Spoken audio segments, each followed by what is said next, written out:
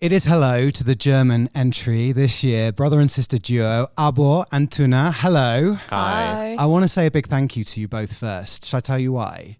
Why? I ran the London Marathon recently, and one of the songs that helped me in my training was your entry. No Perfect. way. Oh my God. Because you know when you're training for something and you need a little spurt of energy, Yes. that is what your song did. Oh, that's so nice. That's so nice to hear. I love that. Thank you. And how was the marathon? Awful. No. Worst No day way. ever. It Oh, was no. too hot, too sweaty. But you did it? I did it, but the funny Yeah, thing was congrats. the last bit was to your song. Oh, wow. So Before you my really phone did the died. last minutes. Wow. So whether you amazing. win Eurovision, whatever happens now, just know that you helped me, Steve, through the darkest bits of the marathon. Thank you. Perfect. That's so nice to hear. We're going to find out all about you, your time here in Basel, all about your entry. You are listening to the official Eurovision Song Contest podcast.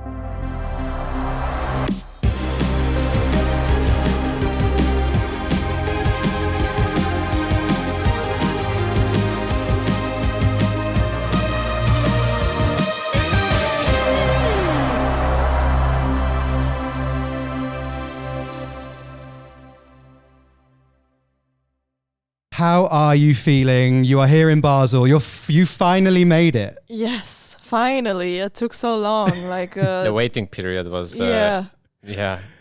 very intense. Yes. We were like every day we're like waiting and waiting for Eurovision to start finally. Yeah. Like when we got to know that we're gonna represent Germany, that was like it feels like it was 2 years ago. Yeah. A lifetime ago. Yeah, it was really a long waiting time. I was talking to the Ukrainian band, and there are so many siblings this year. Yeah, Vibe. There is Emmy and her brother for Ireland, the Ukrainians, you guys. Yeah. These It's are the like- 4 siblings. Yeah, it's sibling power. Yeah. We already made a picture with them at Yes. Amsterdam pre-party. Yeah. I heard about this. So all of the relatives Yeah. All Yeah. got together. got together. So what power does being brother and sister give you? I think a lot of it is just mental reassurance that everything is right. Like you have someone who grew up with you, you so automatically feel a little bit more home, and it brings down the stress level quite a lot. I think so too, and I think maybe, or I hope it brings a special dynamic on stage that people can feel that special connection. I certainly have, I think, with my brother. Tynna, what is the best quality that Abor has? He's so down to earth, honest. Oh, here you go. I can say a lot. He's really honest, really down to earth, so calming, always positive. That's good. Abor, the best quality about your sister, Tynna? She sings well, she socializes very well and takes pressure out of situations. She can focus when it's necessary to focus. Okay, Tynna, the most annoying thing about Abor? The most annoying. Was he messy growing up? No, he was just annoying in general. No, he was annoying me a lot, like talking a lot. Actually, when we were children, He was talking a lot more than you. yeah. Like he was kind of annoying me when we went to bed. We had like what is Stockbed? Bunk beds. Bunk Bunk beds. beds. Yeah, thank you. And One on top of the other. Yeah, my brother was on top and I was on the bottom, and we had to go to sleep. Our mom told us, okay, lights out, go to sleep. And then I wanted to sleep, you know.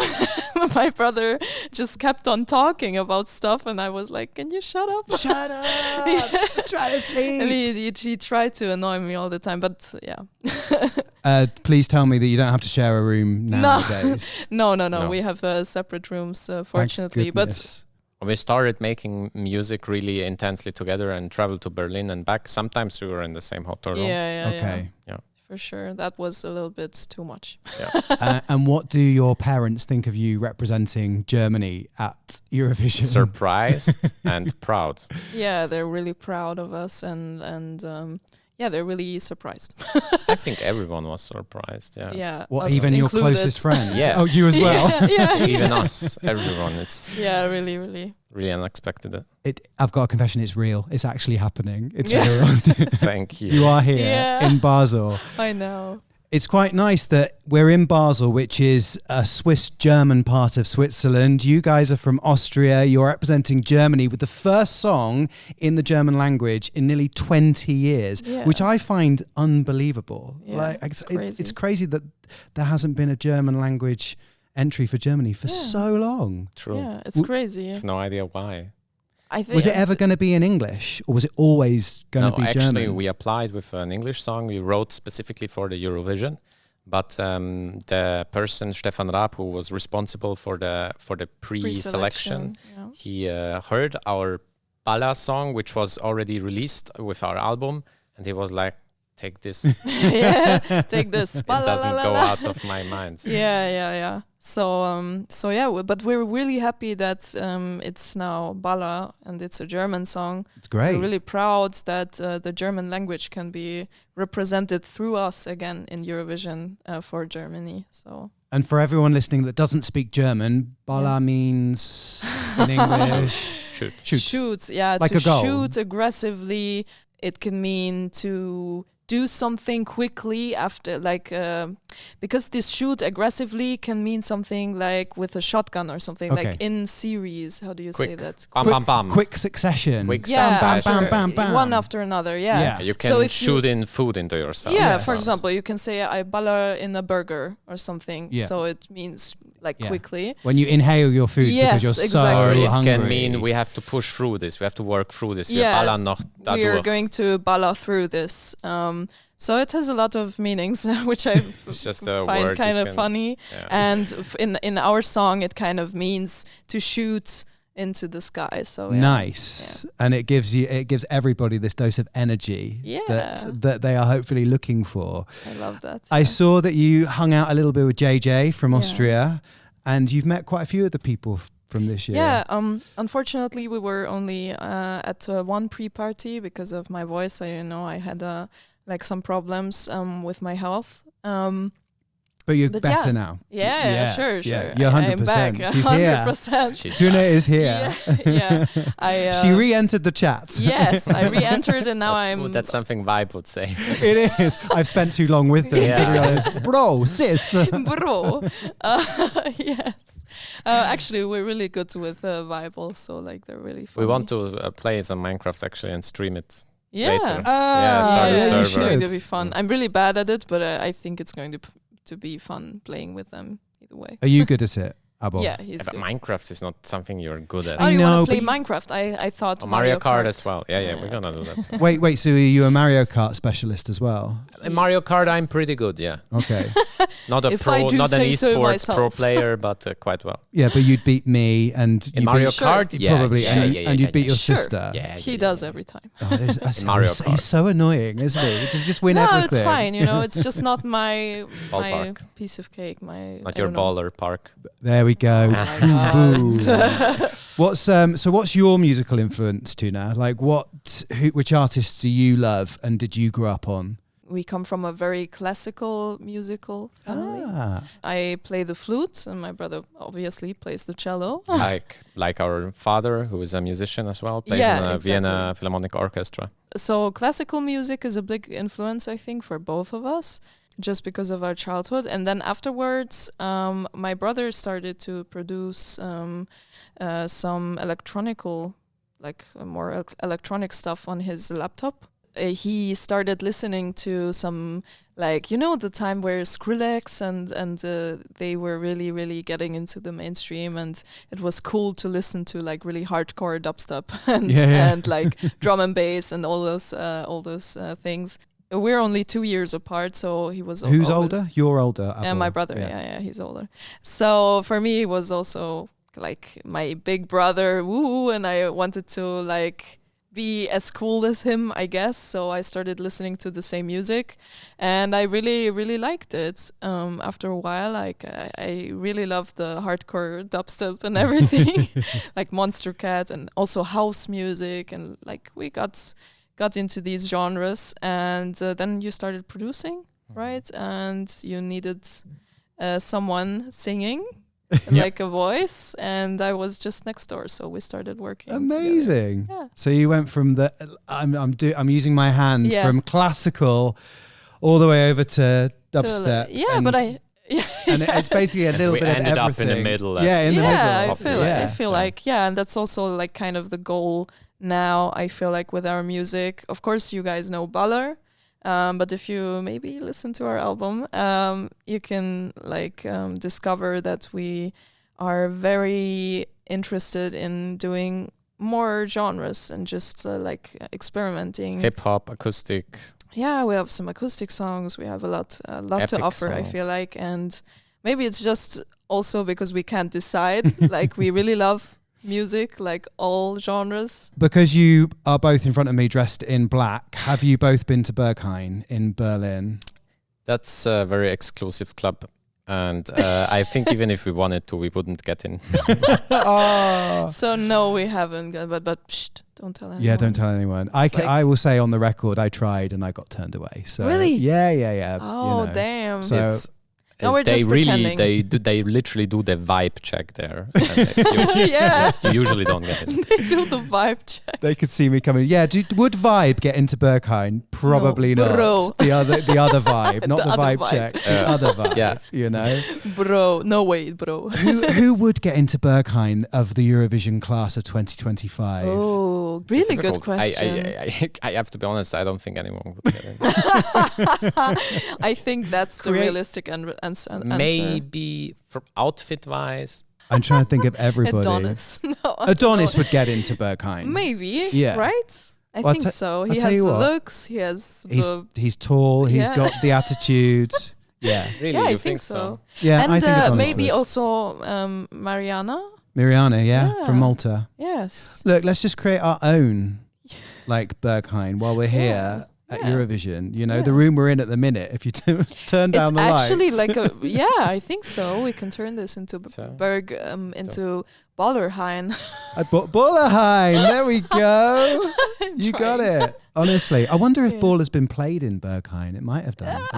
No way. No, seriously. It's let's be realistic here. Like, sure, we're trying to represent Germany and also kind of steal something of the look. No, not steal, but like take it into our performance like a little bit and just have this vibe, Germany vibe, because we're representing Germany. Yeah. But we still have to be realistic. I think our song is a little bit too mainstream or a little bit too soft for Berghain. Berghain is really, really hardcore. Just do the remix. Once Eurovision's over, do the hardcore remix of Baller. Maybe, of course, they do that. And submit it like anonymously and then watch it fly. Your Eurovision memories? I really loved Loreen's performances. Both of them? Both of them, but maybe I'm a little bit more in love with the first one, just because it was so surprising. I feel like it was so fresh and new, and it like really did something with me as a child. I don't know how old was I? 2012. 2012. So I was 12. Yeah, you were 12. Yeah. Wow. Yeah. It was so amazing because she did like all these. She was like not human. I felt like she moved in such a weird but magical way, and her voice and the whole performance was so otherworldly. I feel like, and so new. So it's really something that I remembered all my life. Abor and Tynna, thank you so much for coming on the podcast. Before you go, I want your best vibe impression, please. Okay, wait. This is so crazy, guys. Have you seen chat? This is so crazy. Amazing. I'm not going to try. Crazy. Crazy. This is so crazy, my guys. song is Bolla. It's crazy. It's crazy. It's crazy. I don't think my impression was good. And sis. Yes. Yours is better, Steve. And sis. Thank you so much for coming on the podcast. You, good luck for the next couple of weeks. Your song is Bolla, representing Germany. Abor Tynna, thank you so much. Thank you. Bye-bye. Bye.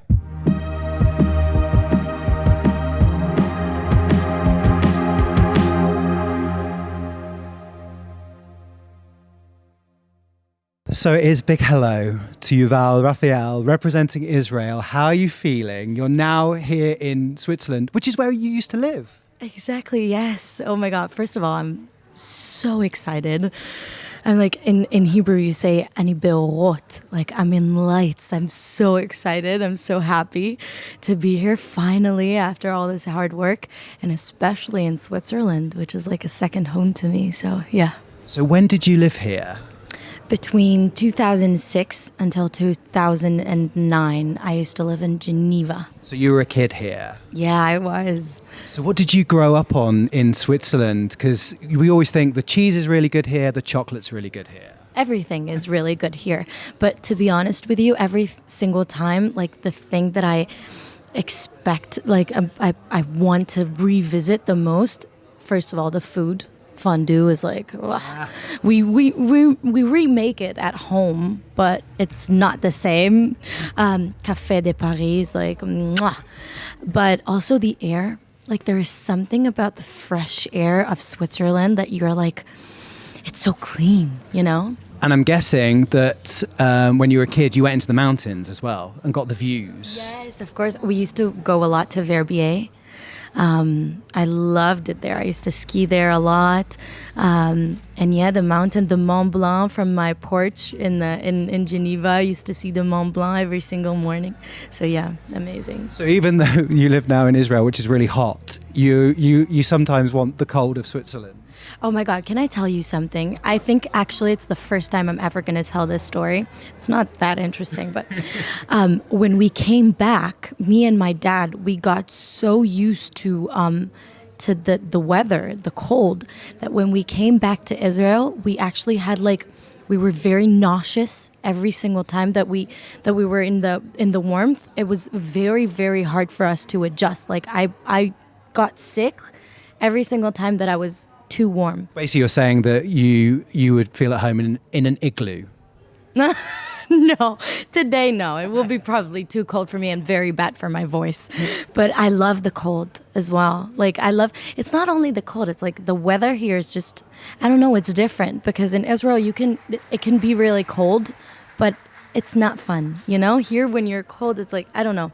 Maybe the views are making the cold a little bit different, like to seeing the snow. Anyway, it must be so nice to be back in the place that you lived. And you're on the Eurovision stage after all this hard work. What did it feel like stepping onto it? So this morning when I woke up, I was like not nervous at all. All I wanted was to be on the stage. Like I just wanted to experience the stage already. I wanted to feel it. I was so excited for it. And then when we actually did it, I was like, this is actually coming true. Like the whole thing, everything is actually coming together, you know, seeing the prop for the first time and climbing it for the first time. Everything was like, I don't know. Almost like an out-of-body experience. Yes, surreal. Yes, incredible. Absolutely incredible. Seeing the stage, the places where the audience will be, like imagining everything. Absolutely incredible. Am I right in thinking you've come quite late to singing in your life? It's not something you've been doing since you were like 3. This is something that's more new to you. Forever. I was forever singing. And since I was a very little girl, I knew that my dream and that I will be a singer. But at one point in my life, I had this like image, I felt self-conscious, and then I didn't want to be in the spotlight, and then I didn't do anything professionally. Okay, that's the difference. But me and the karaoke on YouTube were the best friends since forever. And the shower as well. So top 3 karaoke songs? Oh, wow. I have a lot. First of all, Adele, for sure. I used to sing Adele all the time.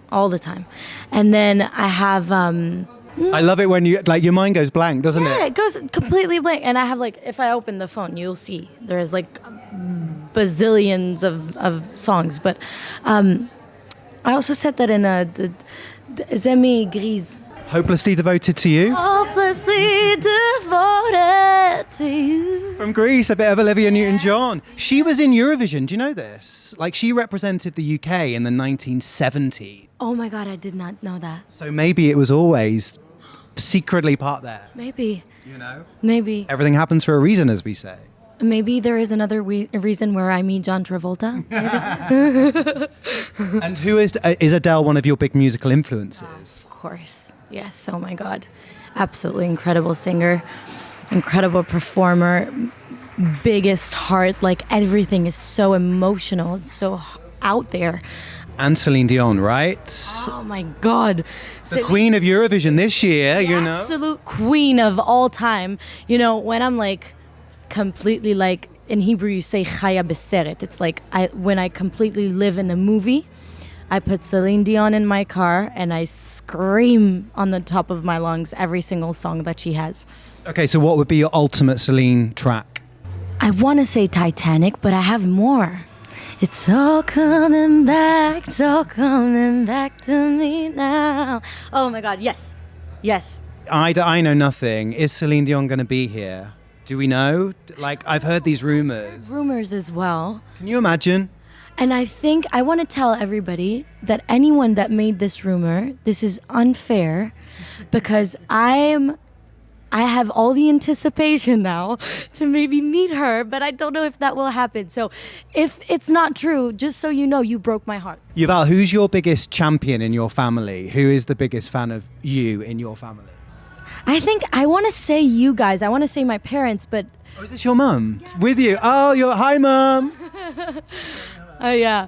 They never let me go, you know? They never let me feel like they're not there, or they always make me feel like, you know, like you're the best and keep on doing what you're doing. And even when I didn't believe in myself, there was like one little point in my life where I was like, am I going to succeed in this? And then they were like, are you kidding? And they gave me all the confidence in the world. So I just want to say my family.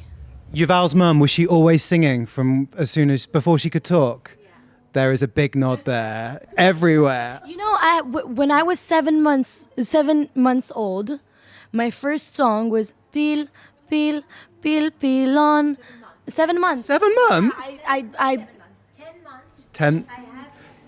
So your mum's just said at 10 months old she has a recording of you singing before you could even talk. On tape. We have it on tape. So, yeah, I was. So I was. Wait, I'm gonna go and speak to your mum quickly. Go. What? So 10 months old. Yeah. You know, I know that it sounds crazy because 10 months old you are not speaking nothing, but I promise I have a record that she's really singing. And how do you feel seeing Yuval on the Eurovision stage? I'm so excited. I'm looking at her and I'm saying, it's real? She's that good? Or because I'm just her mom?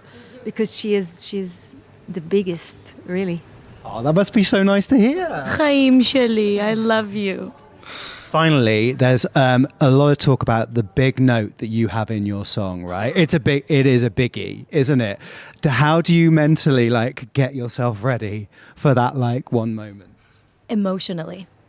When my emotions are there, the note will just, come out because it's so full of emotion. The emotions will push it up, That's how I prepare. What is your earliest Eurovision memory? Nadav Gedge. You know Nadav Gedge? Remind us. Golden Boy. Oh, Golden Boy. Exactly, with the dancers and everything. So I was very, very young. I think, how old is he today, This would have been 16 when he done it. It was this was 2015, 2014, around then. I was around his age, I was 14 or 15. Good luck. And I can see your mum smiling with you as well. Yeah. Oh, she's my rock. Thank you for coming on the podcast. Thank you so much. Thank you for having me.